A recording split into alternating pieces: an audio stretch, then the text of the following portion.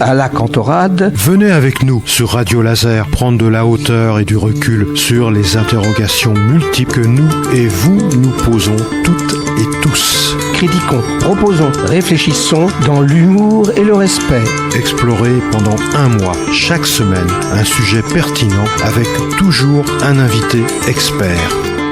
Pint of Science avec Radio Laser qui est présent dans ce bar L'Atypique qu'on remercie d'avoir accueilli Pint of Science et aussi Radio Laser. On va passer à la seconde présentation et donc au second intervenant, donc le docteur Yann Trollez de l'école de chimie de Rennes qui va nous présenter une présentation. Je crois qu'il a un fan club à peu près partout dans la salle. Et il va nous présenter sa présentation sur la recherche du carbone spatial. C'est bon. Effectivement, je vais vous présenter quelque chose que j'ai intitulé « À la recherche du carbone extraterrestre ». Alors, bon, je sais qu'il y a quelques chimistes parmi nous. Désolé s'il y a des rappels un peu évidents. Alors, le carbone, c'est quoi déjà ? C'est un atome qui fait 140 picomètres en termes de taille. C'est-à-dire qu'un picomètre, c'est 1/1000 de millimètre. Pour vous donner une idée, un cheveu, ça fait à peu près 0,1 mm. Ça veut dire qu'en fait, le carbone, c'est 1 million de fois plus petit que l'épaisseur d'un cheveu. Ça veut dire que vous n'aurez absolument aucune chance de le voir avec vos yeux. Alors, c'est un atome. Le mot atome, lui, ça vient du grec ancien atomos, qui veut dire qu'on ne peut pas couper, insécable, indivisible. On sait que c'est pas tout à fait vrai. Aujourd'hui, on sait diviser les atomes. C'est comme ça qu'on fait fonctionner les centrales nucléaires. Mais moi, en tant que chimiste, c'est un peu ma brique de base pour assembler, pour les assembler et former de la matière. Et les atomes, là, il y a une représentation un peu simplifiée, j'avoue, mais quand même assez pratique. C'est constitué d'un noyau qui lui-même est constitué de deux types de particules, des protons chargés positivement, des neutrons, neutres, comme son nom l'indique, et puis des électrons qui gravitent autour, qui eux sont chargés négativement. Alors le premier à avoir parlé d'atomes au niveau de l'histoire, c'est Démocrite, c'est un philosophe grec 400 ans avant Jésus-Christ qui a lancé l'idée qu'en fait la matière était constituée de toutes petites billes élémentaires et qu'en fait elle s'assemblait entre elles pour former quelque chose de plus gros, donc les matériaux, tout ce qui nous entoure. Alors les gens, pour être tout à fait honnêtes, ont bien rigolé à l'époque, c'était pas du tout la tendance et il n'a pas eu un grand succès à l'époque et il a fallu attendre le 19e siècle pour que finalement ce concept soit repris et qu'on ait commencé à le prendre au sérieux et puis démontré par ailleurs. Et aujourd'hui, bien évidemment, c'est vraiment un concept qui est tout à fait admis, il n'y a aucun problème là-dessus. Donc le carbone, c'est le 6e élément parmi les 118 qu'on connaît à ce jour. Et alors, ce qui est intéressant, c'est que finalement, le carbone, lui, peut se lier à d'autres atomes parmi les 118. Alors, il ne va pas se lier aux 118, mais à quelques-uns. Et si on lie les atomes entre eux, c'est ce qu'on va former, ce qu'on appelle des molécules, qui sont tout simplement des amas d'atomes, si vous voulez. Alors, les éléments qui sont essentiels à la vie, parce que je vais essayer de parler de ça, finalement, le lien entre ce que je vais vous raconter et puis la vie. Les éléments essentiels à la vie, il y en a quelques-uns. C'est l'hydrogène, l'azote, l'oxygène, le phosphore et le soufre, en plus du carbone. Et donc si on prend les éléments, si on prend le symbole de chacun des éléments, ça forme l'acronyme SHNOPS. Et donc on a besoin de SHNOPS si vous voulez avoir de la vie. Si vous n'avez pas tous les éléments de SHNOPS, vous ne pouvez pas avoir de vie. Enfin en tout cas telle qu'on la connaît sur Terre. Et alors si on regarde un petit peu quelles sont les molécules qu'on peut trouver dans les organismes vivants, on s'aperçoit quand même qu'il y a un certain nombre de redondances. Et alors notamment vous trouvez ce qu'on appelle des acides aminés. Donc là j'ai représenté un acide aminé qui s'appelle l'alanine, qui comporte bien sûr du carbone, mais aussi de l'oxygène, de l'hydrogène et de l'azote. Et ces acides aminés, eux, peuvent s'assembler entre eux pour former des molécules géantes qu'on appelle des protéines. Et ces protéines, elles ont des fonctions qui sont essentielles finalement à la vie. Par exemple, vous avez des protéines dans la bouche qui s'appellent les amylases qui vont commencer la digestion au moment où vous commencez à manger. Donc déjà dans votre bouche, vous commencez à digérer les aliments, vous commencez à couper l'amidon en plus petits morceaux, puis ensuite le travail va être continué dans l'estomac. Et donc ces protéines, on en a vraiment besoin, on en a plein dans le corps et elles ont des fonctions absolument essentielles pour pouvoir subsister. Mais au-delà de ça, on a aussi ce qu'on appelle les bases azotées et les sucres qui vont permettre de former ce qu'on appelle l'ADN ou l'ARN aussi, les deux. Donc là, j'ai représenté ce qu'on appelle l'adénine. Alors, vous vous souvenez peut-être de vos cours de bio. Vous avez parlé des bases A, C, G, T. Le A, c'est l'adénine, ici. Et vous avez aussi des sucres. Donc, le sucre, vous avez sans doute entendu parler de ça, le sucre. Alors, en fait, nous, en tant que chimistes, on parle de sucre avec un S parce qu'il en existe plusieurs. Vous, dans le commerce, vous achetez du saccharose. C'est ça ce qu'on appelle le sucre d'un point de vue commun. Ça, c'est du glucose. Et donc, tout ça, ça va s'assembler pour former l'ADN qui va vous permettre justement finalement d'encoder l'information et de répliquer les protéines qui sont nécessaires à votre survie. Et alors, ces molécules, elles comportent toutes du carbone. Et initialement, il y a 150 ans, on pensait que ces molécules carbonées ne pouvaient être formées que par les organismes vivants. Et donc ces molécules carbonées, on les appelle aujourd'hui des molécules organiques. Alors aujourd'hui, en tant que chimiste, on sait très bien faire des molécules qui ont du carbone, je dirais presque aussi bien que les organismes. On sait en faire de nouvelles. Et on a conservé quand même ce nom de molécules organiques. Donc toutes les molécules qui comportent du carbone et d'autres atomes, on les appelle des molécules organiques. Alors, pour essayer de comprendre un petit peu finalement ce qui va nous animer aujourd'hui, c'est-à-dire comment la vie a-t-elle pu apparaître sur Terre, il va falloir faire un petit peu d'histoire et je reviens vraiment aux origines de la Terre, alors pas aux origines de l'univers comme tout à l'heure, mais déjà aux origines de la Terre. Donc la Terre, elle a 4,5 milliards d'années. Et les plus anciennes traces de vie qu'on a découvertes sur Terre, ça se situe entre 3,3 et 3,8 milliards d'années. Il n'y a pas un consensus très clair au niveau scientifique à ce niveau-là. Dès qu'il y a un labo qui dit « ça y est, j'ai trouvé des traces de vie qui font 3,8 milliards d'années », vous pouvez être sûr que peu de temps après, il y a un autre labo qui dit « ce sont des menteurs, c'est faux ». Et donc du coup, on ne sait pas trop où se situer, mais en gros, 3,5 milliards d'années, la vie apparaît, la vie arrive sur Terre. Et alors, il y a un événement dans l'histoire de la Terre qui est assez troublant, c'est qu'il y a 4 milliards d'années, c'est-à-dire à l'échelle géologique juste avant que la vie apparaisse, on a ce qu'on appelle le grand bombardement météoritique. Donc la Terre s'est formée il y a 4,5 milliards d'années, vous avez sans doute appris ça avec des histoires d'accrétion. Donc il y a la matière qui va s'agréger pour former la planète en tant que telle. Et puis, pour une raison qu'on ne comprend pas très bien, tout d'un coup, il y a 4 milliards d'années, on a un nombre de météorites importants qui tombent sur Terre. C'est-à-dire qu'on a une augmentation du nombre de météorites qui tombent sur Terre à ce moment-là. On ne comprend pas très très bien pourquoi, mais visiblement c'était le cas. Et alors, c'est assez troublant de voir que finalement, il y a 4 milliards d'années, on a ce grand bombardement météoritique, et peu de temps après, il y a la vie qui apparaît. Du coup, il y a une théorie qui a germé à partir de ça, qui est la théorie de la panspermie, où les gens se sont dit, c'est facile finalement, la vie, elle s'est formée ailleurs que sur Terre, et elle est arrivée, elle a été apportée sous la forme de bactéries par des météorites. Alors, ça fait un peu rire peut-être aujourd'hui cette idée-là. Enfin, en tout cas, ce n'est pas une théorie qui est jugée très crédible aujourd'hui dans la communauté scientifique, parce qu'on imagine assez mal finalement les bactéries survivre à un voyage à dos de météorites en dehors d'une atmosphère planétaire. Donc elle serait bombardée de particules extrêmement nocives du Soleil, etc. Et donc du coup, raisonnablement, on pense que ce n'est pas une théorie qui tient vraiment la route, puisque ces bactéries seraient probablement mortes pendant le voyage d'une planète à l'autre. Il faut imaginer qu'en plus, ça durerait des années. Par contre, partant de cette idée-là, il y a une théorie beaucoup plus sérieuse qui est apparue, qui est ce qu'on appelle la théorie de la panspermie moderne, actuelle, où là, cette fois-ci, on pense que ce sont peut-être les météorites qui ont apporté, non pas des bactéries, mais des molécules nécessaires à l'apparition de la vie sur Terre.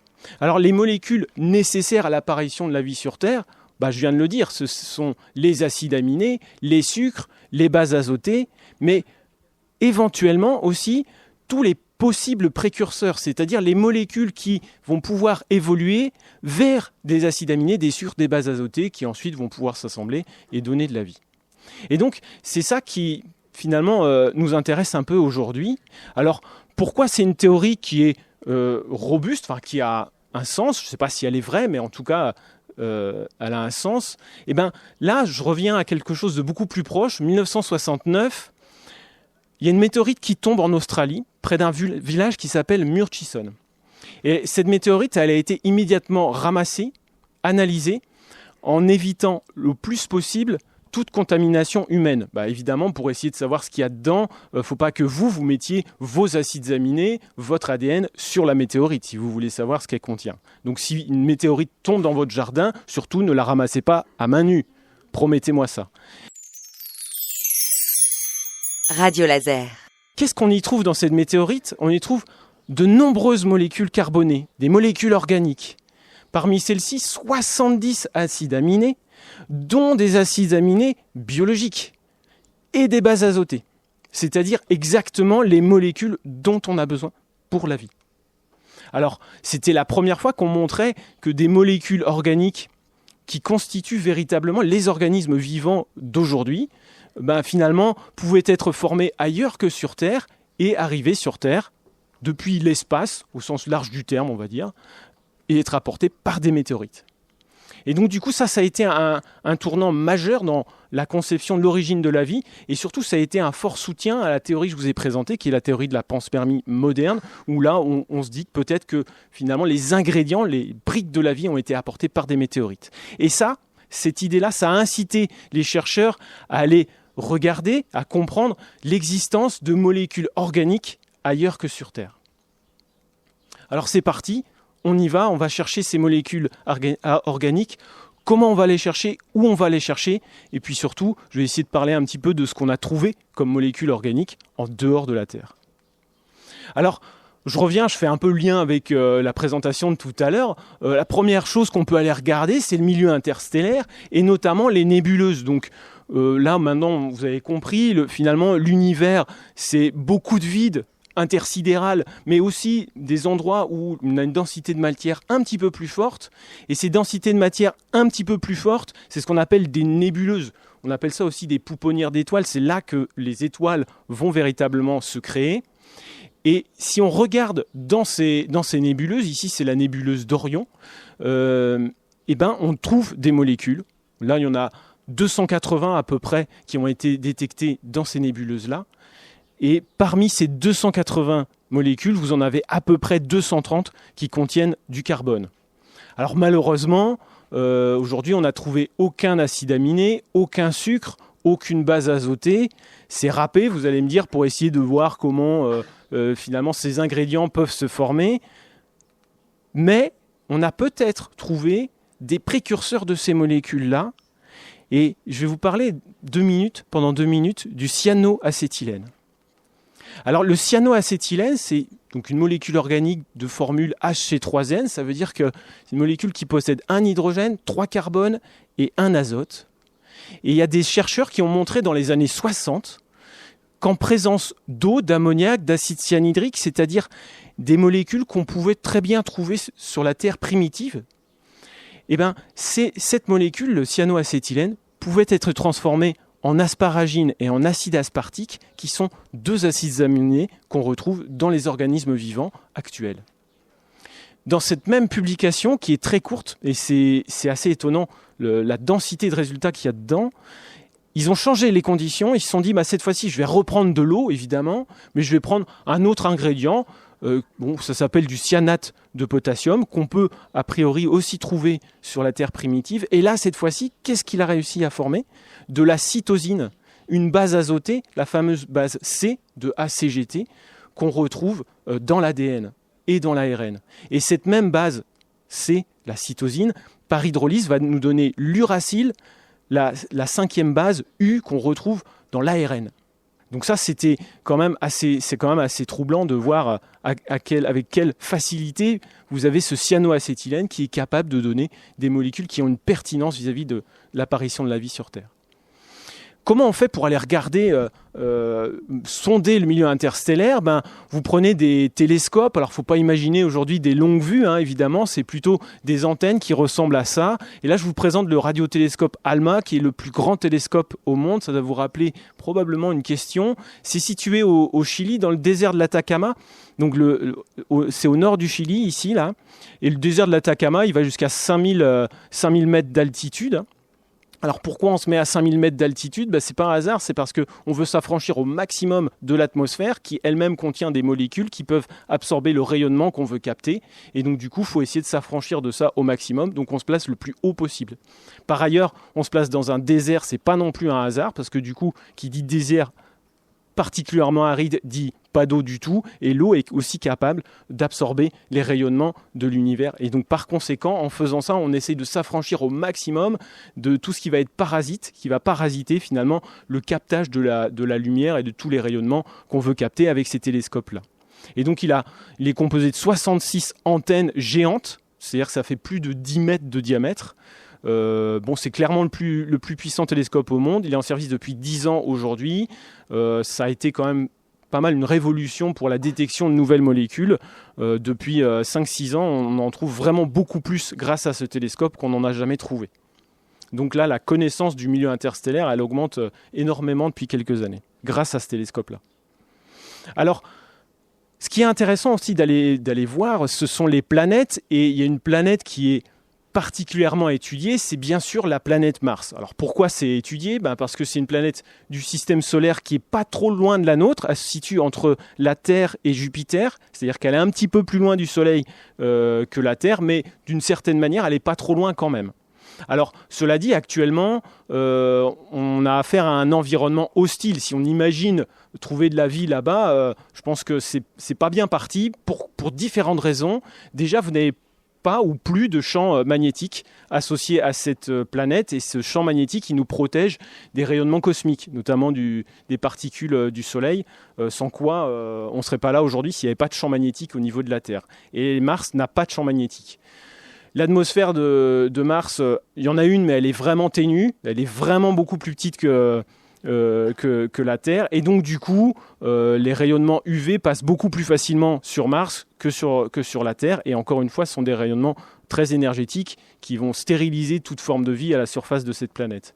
Et puis en plus vous avez des températures qui sont relativement basses, ça va de moins 140 degrés à plus 20 degrés les jours de canicule. C'est clair que c'est plutôt hostile pour la vie, même si on sait que la vie parfois peut s'adapter à des températures un peu extrêmes, quand même pas moins 140 degrés quoi. 20 degrés, c'est à peu près, oui, ça c'est température de Brest l'été à peu près. Donc ça peut le faire, mais moins 140 quand même pas. C'est une planète qui est relativement petite, elle est 3 fois plus petite que la Terre. Malgré tout, elle est quand même souvent considérée un peu comme sa sœur jumelle, notamment pour sa proximité au Soleil. Aujourd'hui, c'est clairement la planète la plus explorée du système solaire, notamment parce qu'elle est toute proche. Alors, en plus de ça, aujourd'hui, on a quand même des indices comme quoi il y aurait eu de l'eau liquide qui a coulé à la surface de Mars il y a des milliards d'années. Et donc, du coup, on se dit que c'était peut-être un environnement, à l'époque, propice à l'émergence de la vie. Et donc, du coup, pour ces raisons-là, ça en fait quand même un objet d'étude intéressant. Et donc, l'idée, c'est de se dire, si jamais la vie est apparue sur cette planète-là, alors du coup, on doit en trouver des traces. Avec un peu de chance, pourquoi pas des fossiles, mais même si on n'a pas de chance, peut-être des molécules organiques qui nous feraient penser qu'il y a eu quand même de la vie là-bas. Alors du coup, on envoie régulièrement des rovers sur la planète Mars. Donc là, je vous présente juste un exemple, c'est la mission Curiosity. Donc ça, c'est une image d'artiste du rover Curiosity. Donc c'est véritablement un bijou technologique, c'est un mini laboratoire qui va se déplacer sur ses roues d'un caillou à l'autre. Et l'idée, à la base, c'était de déterminer si la planète Mars était habitable ou non, en tentant de découvrir ces fameux fossiles, ou bien plus simplement ou plus modestement des molécules organiques qu'on n'avait jamais trouvées à l'époque avant Curiosity. Donc l'idée, c'était vraiment d'aller chercher ce genre de choses-là. Il est arrivé le 6 août 2012, donc il y a un petit peu plus de 10 ans, sur Mars. Il se promène encore à la surface de Mars. Il devait rester en activité moins de 2 ans et plus de 10 ans après, il y est encore. Il est encore très utile et on découvre encore plein de choses avec lui. C'est vraiment formidable. Alors pour faire ces analyses, il creuse le sol de quelques centimètres. Il va analyser les cailloux, les roches avec un faisceau laser. C'est pas de la science-fiction, mais ça ressemble énormément. C'est assez fantastique. Mais alors par contre, le côté très décevant de cette mission, c'est qu'il a eu un mal fou, mais vraiment un mal fou à trouver des molécules organiques qui n'étaient pas de la contamination terrestre. Normalement, on devrait trouver des molécules organiques sur Mars, puisque je vous ai dit que finalement, il y a des molécules organiques sur les météorites, on le sait, on en trouve sur d'autres météorites de nos jours. Et ces météorites, statistiquement, elles doivent aussi contenir des molécules organiques. Donc on doit trouver des molécules organiques de toute façon sur Mars. Et pourtant, on a un mal fou à en trouver. Alors on en a quand même trouvé. Alors je sais qu'il y a des chimistes dans la salle, donc j'ai mis des molécules que vous pouvez admirer ici. Donc on trouve des molécules, on a trouvé des molécules organiques, mais très peu. Des molécules chlorées, des molécules soufrées, du méthane et d'autres hydrocarbures, des chaînes carbonées un peu plus longues. Mais alors tout ça, entre guillemets, vis-à-vis de la thématique d'aujourd'hui, je ne sais pas quoi en faire. C'est bien beau, hein, on augmente la connaissance. L'idée, c'est de mieux comprendre ce qu'il y a sur les planètes, tout ça. Mais vis-à-vis de la thématique origine de la vie, moi, je ne sais pas quoi faire de ces molécules-là. Ça ne ressemble pas à un acide aminé, ça ne ressemble pas à un précurseur d'acide aminé de base azotée. Donc, c'est assez décevant finalement. La seule chose qui a un peu titillé, on va dire, les scientifiques, c'est la présence du méthane, qui est la molécule la plus simple que j'ai représentée ici, CH4. En fait, l'origine du méthane sur Mars, elle est inconnue. Il y a des gens qui ont tout de suite sauté sur l'occasion pour dire que c'était une preuve qu'il y avait de la vie. C'est pas vrai. Parce que, en fait, il y a des bactéries, on sait qu'il y a des bactéries sur Terre qui sont capables de former du méthane, qui relarguent du méthane. Mais il existe probablement aussi des manières géologiques de le faire sur Mars. Simplement, aujourd'hui, on ne sait pas pourquoi. En plus, ce qui est assez rigolo, c'est qu'il y a une saisonnalité dans l'apparition du méthane sur Mars. Et on ne sait pas bien pourquoi. Mais néanmoins, ce n'est pas du tout une preuve de vie ou quoi que ce soit. C'est juste quelque chose d'assez rigolo. Radio Laser. Radio Laser. Vous êtes sur Radio Laser. Les missions qui vont arriver par la suite, vous avez Persévérance ici qui a été lancée en juillet 2020, qui a atterri en 2021, qui commence à donner de premiers résultats, qui est en fait grosso modo une version améliorée de Curiosity. Ça c'est un selfie de Curiosity. Il est très photogénique, il a aussi un compte Twitter pour ceux qui s'y intéressent. Et donc vous avez la même chose, c'est encore assez neuf, donc je ne peux pas trop vous en parler, mais grosso modo c'est la même mission que Curiosity. Et alors, ExoMars, ça c'est une mission qui est un peu une mission maudite, donc c'est pour ça que je vous en parle quand même. Tout ne se passe pas comme sur des roulettes en science. Ça c'est une mission qui devait normalement partir en 2008. Puis en 2008, dans ces années-là, les États-Unis ont réduit la voilure en termes de budget, notamment pour favoriser JWST, dont on a parlé tout à l'heure. Et puis au gré des changements politiques, vous n'avez pas exactement les mêmes budgets non plus. Et les Américains sont des contributeurs majeurs des missions spatiales. Donc ExoMars, la France y participe, l'Europe y participe, mais elle peut pas participer toute seule. Et alors, elle s'est dit, du coup, en 2008, tant pis, si les Américains s'en vont, on va aller voir les Russes, puisque eux aussi sont quand même chevronnés dans les conquêtes spatiales. Et donc, du coup, il y a eu un consortium d'Américains, d'Européens, de Russes. Ils se sont dit, on va envoyer un atterrisseur en 2016. Pas de chance, l'atterrisseur arrive sur Mars, le parachute ne s'est pas ouvert. Je vous laisse imaginer dans quel état il s'est retrouvé sur la planète Mars. Donc ça a été un échec total. Donc ça ne se passe pas toujours très très bien. Ensuite, il y a eu un deuxième lancement qui était programmé 2 ans plus tard pour envoyer un rover et puis un orbiteur. Et puis pour différentes raisons, ça n'a pas eu lieu parce que les gens n'étaient pas prêts. Et en 2022, là, tout le monde était prêt. Et qu'est-ce qui s'est passé ?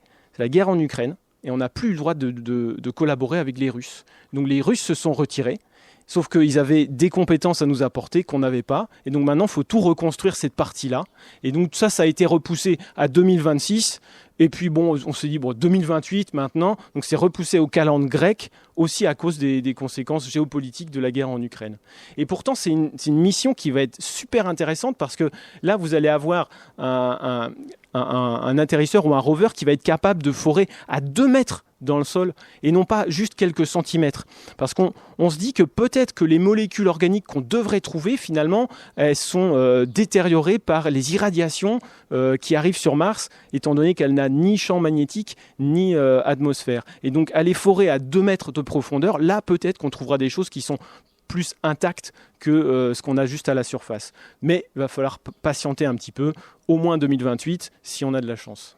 Alors on va voir aussi les comètes. Donc ça c'est la mission Rosetta Philae. Le but c'était d'aller voir la comète qui répond au doux nom de 67P Churyumov-Gerasimenko, qu'on appelle dans le jargon Tchouri, parce que c'est un peu plus facile, et qui s'est formée il y a 4,5 milliards d'années, au moment où les planètes se sont formées.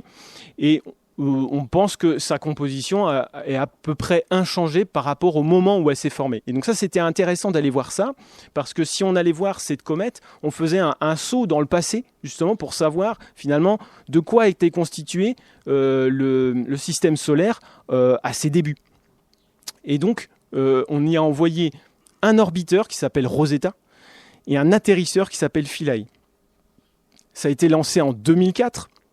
C'est arrivé en 2014, il faut quand même du temps pour arriver là-bas, 10 ans. Et alors, là encore, il y a eu des petits problèmes, parce que Philae est arrivé sur un objet qu'on maîtrisait mal en termes de gravité, puisque ça faisait 4 km par 3, et on n'avait pas l'habitude de gérer la gravité, une gravité aussi faible. Et normalement, il aurait dû s'accrocher ici, à l'aide de forêts qui le retenaient dans le sol, sauf que les forêts n'ont pas bien marché, enfin en tout cas Philae a rebondi plusieurs fois et il est allé se fourrer à ce niveau-là, c'est-à-dire à l'ombre d'une falaise. Oui, mais l'apport d'énergie il se fait à l'aide de panneaux photovoltaïques et donc du coup il a ouvert ses panneaux photovoltaïques à l'ombre d'une falaise. Vous imaginez bien que ça marche beaucoup moins et donc du coup ça a fonctionné entre guillemets que pendant 57 heures sans pouvoir justement profiter de l'énergie solaire. La mission s'est achevée le 30 septembre 2016, où les gens ont décidé de précipiter l'orbiteur sur la comète. Alors, néanmoins, on a quand même une immense quantité d'informations qui en est sortie, malgré tout, dont des photos. Donc, vous voyez ici la magnifique comète en forme de cacahuète qu'on voit ici. Donc ça, c'est Tchouri. Et d'un point de vue chimique, Philae a détecté de nombreuses molécules carbonées, appartenant à différentes familles. Donc il y avait une diversité moléculaire fascinante. Alors là j'ai mis les noms des molécules ou des familles de molécules plutôt pour les gens qui sont chimistes, mais l'idée c'est que vraiment il y avait une diversité incroyable, bien plus intéressante que sur Mars par exemple. Et donc on a détecté notamment de la glycine, qui est un acide aminé qui est absolument essentiel à la vie sur Terre. Et donc, du coup, ça c'est très intéressant. Alors, au-delà de ça, il y a des gens qui sont amusés à regarder. Ça, c'est un zoom de cette comète. Si on regarde vraiment bien, là, il y a un cercle qui entoure ici ce qui devrait être des dunes. Sauf qu'en fait, les dunes, c'est formé par le vent. Mais si on a du vent, c'est parce qu'il y a de l'air, donc de l'atmosphère. Et s'il y a de l'atmosphère, c'est qu'on a une certaine gravité. Mais là, on ne peut pas avoir d'atmosphère au vu de la taille de l'objet. Et donc, du coup, comment se sont formées les dunes ? Je veux dire la même chose que Bruno. Ça, c'est pour la génération suivante. Vous allez nous expliquer pourquoi il y a des dunes sur Tchouri alors qu'il n'y a pas de vent. Bon, ça c'est un délire de physicien, c'est assez rigolo. Ça n'a rien à voir avec les histoires de molécules de la vie, mais c'est assez rigolo de voir ça quand même. Donc il y a plein de choses à découvrir qu'on ne comprend pas complètement non plus. Alors on va aussi voir les astéroïdes. Donc ça c'est une mission japonaise qui a été lancée en 2014, qui est arrivée en 2018 sur un astéroïde qu'on appelle Ryugu. Et alors là l'idée c'était de se dire on va prendre des échantillons sur l'astéroïde, ramener ça sur Terre, et sur Terre, on a une panoplie d'instruments beaucoup plus sophistiqués que ce qu'on peut envoyer. Et en plus, si on garde des échantillons, peut-être que dans 20 ans, on aura des appareils encore plus sophistiqués, et on pourra faire de nouvelles mesures avec tout ça, peut-être même dans 100 ans. Donc du coup, l'idée, c'était d'aller prendre 2 échantillons à des niveaux différents, tout s'est bien passé. Retour sur Terre en 2020, en plein Covid. Donc apparemment, ça a été un peu compliqué de récupérer tout ça. Mais quand même, ils ont tout récupéré. Et là, il y a vraiment les tout premiers résultats qui sont arrivés en 2022. Donc c'est vraiment tout neuf. Je n'ai pas énormément de choses à vous raconter. Si ce n'est quand même qu'on a trouvé 20 000 molécules organiques différentes. On ne sait pas exactement... on ne connaît pas la nature de toutes ces molécules-là, mais on a identifié grosso modo ce qui pourrait être 20 signaux différents. Et ça, ça nous donne une idée de la richesse finalement des molécules organiques qu'on peut trouver ailleurs que sur Terre. Et donc on a notamment trouvé une quinzaine d'acides aminés, dont la glycine et l'alanine, qui sont des acides aminés biologiques, en plus de l'uracile qu'on a trouvé très récemment, je crois que c'était le mois dernier. Donc ce sont vraiment des résultats tout neufs que je vous présente là, mais c'est fascinant parce que là on voit vraiment que finalement en dehors de la Terre, on a des molécules organiques et on en a pléthore. La dernière chose dont je voulais vous parler, puisque le temps passe, ce sont les satellites et un satellite précis qui est Titan. Donc Titan, c'est un satellite de Saturne. Donc tout le monde connaît Saturne. Titan, c'est le deuxième plus grand satellite du système solaire. Bon, en fait, c'est à égalité, on va dire, avec Ganymède, qui est un satellite de Jupiter. Et c'est pratiquement aussi grand que Mars. Donc en fait, c'est aussi grand qu'une planète. Et alors, on savait qu'il y avait des molécules organiques depuis un certain temps déjà, mais ce qu'on voyait depuis la Terre, ou en tout cas depuis les missions où on a pu observer Titan, c'était ça. C'est-à-dire, grosso modo, une boule jaune. Mais cette boule jaune, elle est jaune parce qu'en fait, il y a une atmosphère épaisse. L'atmosphère, elle est 1,5 fois supérieure à celle qu'on trouve sur Terre. Et du coup, elle nous empêchait d'aller voir véritablement ce qu'il y avait derrière. Et ça, c'était embêtant. Et donc, l'idée, ça a été d'envoyer une mission sur Titan. Donc Titan, c'est considéré encore aujourd'hui peut-être comme une Terre primitive qui aurait gelé, qui n'aurait pas eu le temps d'évoluer vers la vie, tout simplement parce qu'il y fait moins de 100 degrés. Donc les conditions de température ne permettent pas le développement de la vie. Donc c'est pas la peine d'aller chercher la vie là-bas, a priori. Et du coup, l'ESA, donc l'Agence spatiale européenne, et la NASA, l'Agence spatiale américaine, ont collaboré ensemble pour aller voir la première exploration de ce satellite qui était très mal connue, à l'aide de la mission qui s'appelle Cassini-Huygens. Donc la mission Cassini-Huygens, lancée en 1997, arrivée en 2004 sur place. Cassini, c'est un orbiteur qui tournait autour de Saturne et qui de temps en temps passait aux abords de Titan et qui du coup enregistrait des informations. Et Huygens, c'est un atterrisseur. Donc lui, on l'a véritablement envoyé à la surface de Titan et qui est arrivé le 14 janvier 2005. Et il a pris un certain nombre de photos qui nous permettaient de dévoiler ce qu'on n'avait jamais vu jusqu'à présent, c'est-à-dire la surface de Titan. Et alors là, ici, vous voyez des photos de la surface de Titan, ici et là. Ça, c'est quand il était assez haut. Il a pris cette photo-là, mais si vous regardez bien, on pourrait imaginer que c'est une photo qui a été prise sur Terre, de mauvaise qualité, mais sur Terre quand même, parce qu'on y voit un lac ici, on y voit des rivières, on y voit le delta de la rivière ici, mais en fait, c'est bien évidemment pas un lac avec de l'eau liquide comme sur Terre, mais c'est du méthane et de l'éthane liquide, puisqu'il y fait suffisamment froid là-bas pour que les gaz, finalement, soient liquéfiés sur Titan. Et là, c'est une image un petit peu plus bas. On retrouve le lac ici, on retrouve même des collines. Donc, ce sont vraiment des images fascinantes qui ont été dévoilées par cette mission-là. Ça a permis d'avoir une meilleure connaissance de satellites, ça c'est clair. Et ce qu'on a découvert notamment, c'est la présence de cyanoacétylène. Vous vous souvenez, cette même molécule-là qui nous permettait, qui est peut-être un précurseur des acides aminés et des bases azotées. Donc ça, on en a des très grandes quantités sur Titan. En plus d'autres molécules organiques. Pour l'instant, on a détecté à peu près une quinzaine. Probablement qu'il y en aura d'autres à l'avenir. Et donc Cassini a continué à tourner autour de Saturne jusqu'en septembre 2017, jusqu'à ce qu'on décide de le projeter dans Saturne, histoire d'avoir une meilleure connaissance de cette planète-là.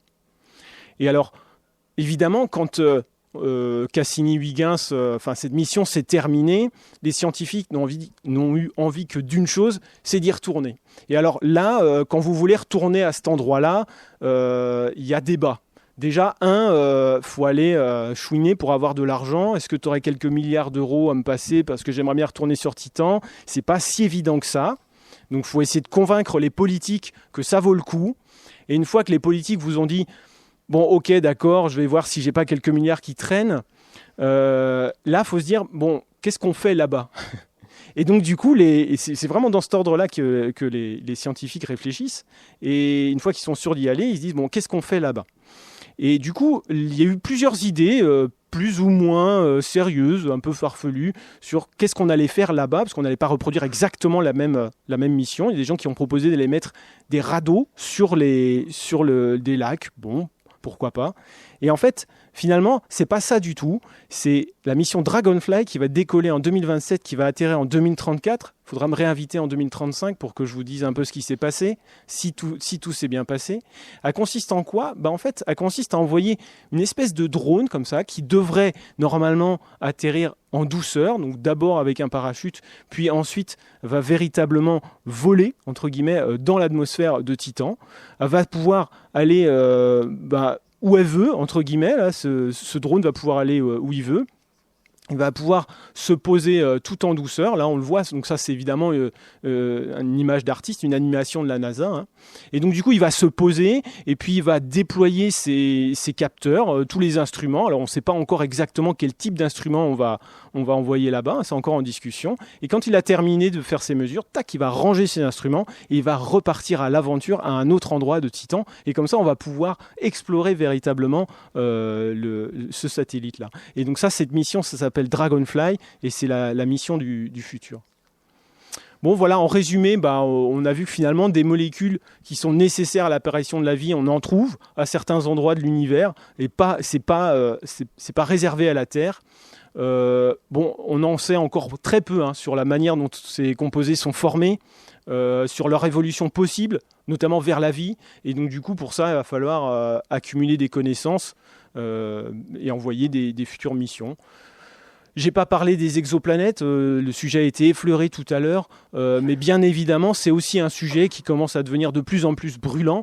Les exoplanètes, on sait qu'il y en a plein, il y en a énormément. Par contre, on les connaît encore très mal. En tout cas, la composition chimique des exoplanètes, on les connaît encore très mal.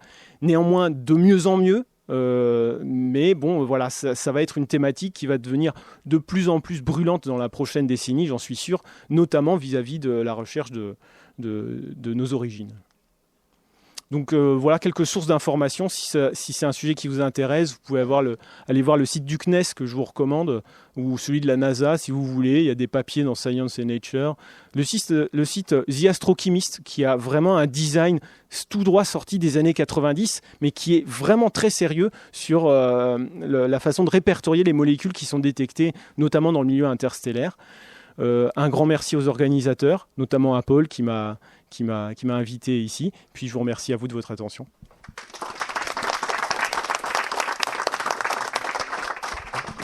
Merci Yann. Donc Paul va mener les questions. Oui, je pense qu'on peut passer maintenant une dizaine de minutes, peut-être moins, parce qu'on a déjà dépassé l'horaire. Voilà, mais en tout cas, n'hésitez pas, s'il y a des questions, allez-y. Ça m'évitera de m'en poser. Oui, je vais commencer du plus proche et aller au plus loin. Je voulais savoir comment on sait que le robot Curiosity, il a trouvé des contaminations humaines. Il n'a pas trouvé beaucoup, mais des contaminations humaines. Je vais essayer de répondre simplement. Effectivement, c'est une question assez brûlante qui n'est pas si évidente que ça. Mais en fait, il faut aller voir ce qu'on appelle les rapports isotopiques. C'est-à-dire qu'en fait, j'ai expliqué ce que c'était qu'un noyau. Et un atome avec son noyau. Et ce noyau-là, pour un même atome, il peut contenir plusieurs... un nombre différent de neutrons, notamment. Et donc, du coup, si vous êtes sur Terre ou si vous êtes sur Mars, vous n'aurez pas le même rapport isotopique, c'est-à-dire le même noyau, si vous voulez, pour un même atome. Et donc, c'est comme ça qu'on sait, a priori, que c'est pas de la contamination humaine, d'après ce que j'ai compris. Est-ce que les molécules chlorées auraient pu empêcher l'apparition de la vie sur Mars ? C'est une question qui est ouverte. Néanmoins, en fait, ce qu'on sait, c'est que sur Mars, il y a ce qu'on appelle des perchlorates, qui sont de très bons agents chlorants. Vous en avez des quantités impressionnantes sur Mars. Et donc, du coup, ce qu'on pense, c'est que même si vous avez des molécules organiques qui sont formées, à un moment donné, elles risquent de rencontrer des perchlorates qui vont venir chlorer ces molécules-là. Donc on pense que c'est comme ça que ça s'est passé. Donc effectivement, du coup, c'est peut-être comme ça que finalement la vie a été inhibée sur Mars. Je ne pense pas que ce soit comme ça qu'elle soit morte, entre guillemets, si tant est qu'elle soit apparue à un moment donné. Mais pourquoi pas, hein, pourquoi pas. En tout cas, c'est clair que du coup, cette présence de perchlorate, elle est très embêtante aujourd'hui si on voulait développer la vie sur Mars, si c'est ça la question. Parce que ça va chlorer toutes les molécules. Il y avait une question aussi dans le fond. Alors pourquoi dans les comètes on peut trouver des molécules organiques alors que sur Mars non, alors que toutes les deux possèdent pas d'atmosphère? Ouais, c'est une excellente question et j'ai pas forcément de réponse nette à apporter, mais en fait ça dépend aussi du sol, de l'environnement de ces molécules-là. Et le sol de Mars, en fait, il est dit oxydant, c'est-à-dire qu'il va vraiment réagir très vite avec les molécules. Et probablement que ça, en plus des rayonnements, ça explique la raison pour laquelle finalement il n'y a pas beaucoup de molécules organiques, alors que le sol de Chury ou des astéroïdes de Ryugu que j'ai présenté n'a pas du tout la même composition. Donc c'est aussi un paramètre dont, enfin je n'en ai pas parlé, mais c'est important aussi, quoi. Voilà. Est-ce que quelqu'un, peut-être une dernière question. Pourquoi les compositions des comètes ne changent pas au cours du temps? Oui, alors ça c'est une question qu'on peut se poser, effectivement. C'est ce qu'on pense aujourd'hui, hein, c'est ce que disait Bruno, c'est ce qu'on pense aujourd'hui, que ça n'a pas évolué. Peut-être que demain, il y a quelqu'un qui va dire non, en fait, ça a vachement évolué. On dit ça parce que ce sont des objets qui vont être généralement, majoritairement très loin du Soleil, ne vont pas avoir beaucoup d'énergie, et donc du coup vont être vraiment au froid, relativement loin des irradiations, et donc du coup, c'est comme si tu la plaçais dans un super congélateur, quoi. Et donc du coup, ça ne va pas évoluer du tout. C'est ça l'idée qu'il y a derrière, quoi. Après, est-ce que c'est vrai? À quel point c'est vrai? Je prends des pincettes parce que voilà. Mais c'est ça l'idée qu'il y a derrière. Donc, on a fini les questions? Oui, Paul? Ouais. Vous n'avez plus de questions? Temps de conclure. D'accord. Je vous laisse justement faire une remarque. Vous connaissez les expériences de Miller, c'est-à-dire en reconstituant l'atmosphère de la Terre à l'ère primaire, je crois, c'est ça, oui.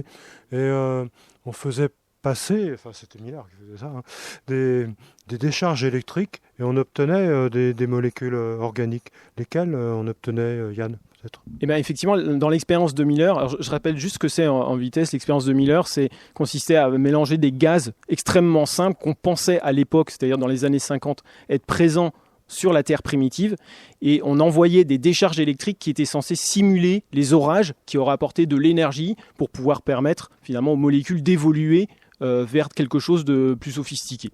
Et donc effectivement Miller a fait ça, et qu'est-ce qu'il a découvert? Il a découvert tout un tas d'acides aminés, même des bases azotées, et effectivement j'en ai pas parlé par manque de temps, mais si j'avais eu 5 minutes en plus, j'en aurais parlé. Effectivement, ça a été quelque chose de déterminant pour cette conception des origines de la vie, parce que pour la première fois, on montrait qu'à partir d'un composé, enfin d'un mélange extrêmement simple, on pouvait avoir des molécules d'intérêt biologique. Simplement, Miller, depuis, a été relativement contesté parce que les gens ont dit mais en fait le mélange qu'il a pris, ça ne correspondait pas du tout à ce qu'il y avait sur la Terre primitive.